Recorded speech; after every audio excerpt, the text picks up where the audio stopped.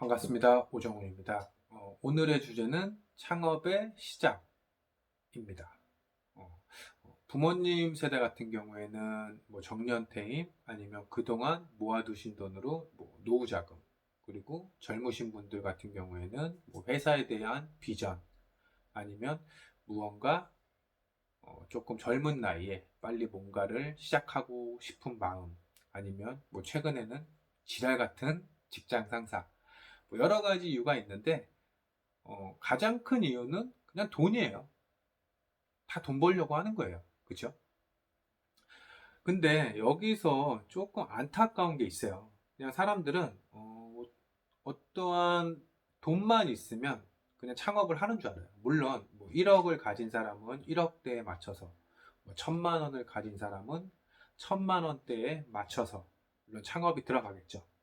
근데 최근에 그 백종원의 골목식당 한번 보셨을 거예요. 거기서 그 선생님이 이제 조금 나왔는데, 요식업 기준으로 폐업률이 지금 현재 90%입니다.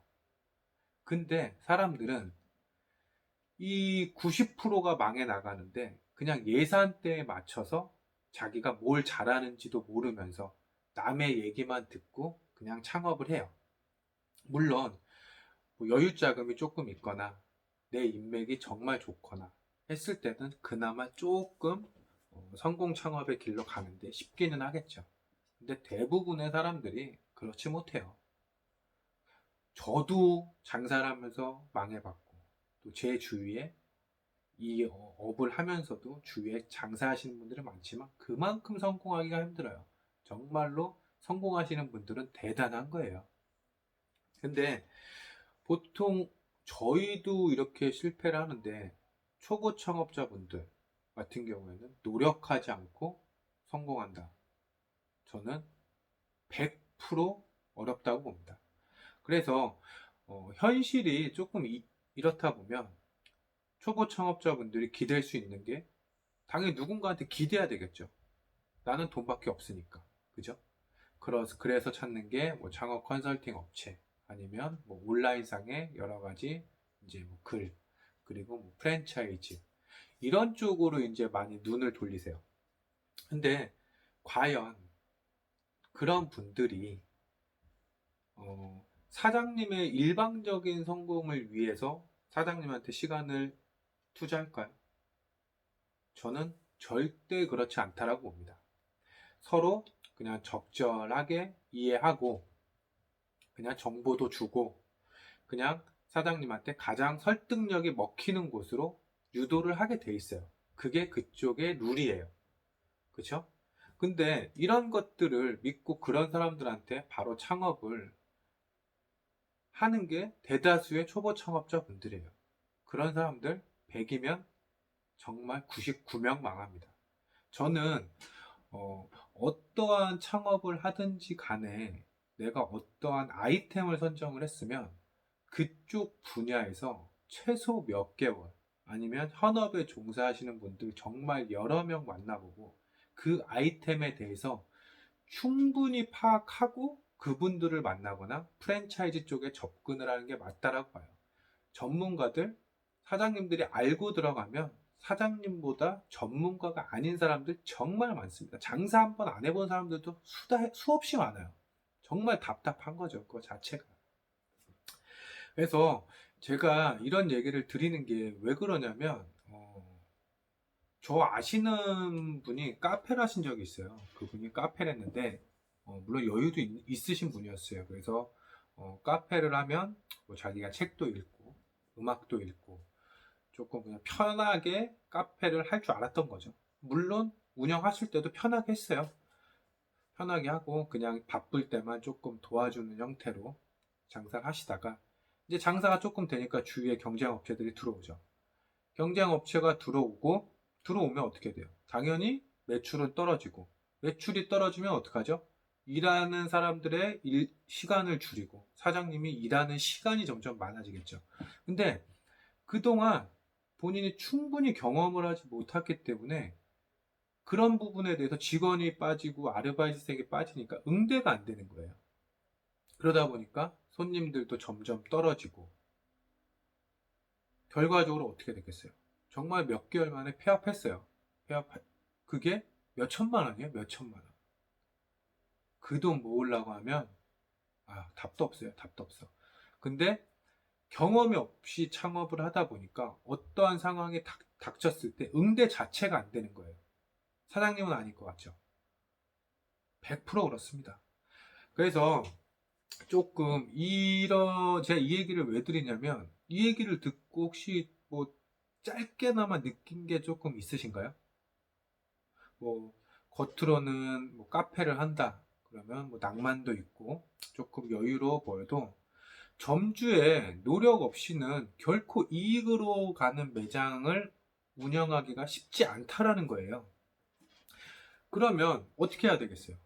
사장님이 창업을 하시기 전에 만약에 다른 매장에서 충분히 일을 해보셨고 이러한 상황에 대해서 어느 정도 알고 있었다라고 하면 좀 이런 상황 자체가 조금 더 수월하게 넘어가지 않았을까요?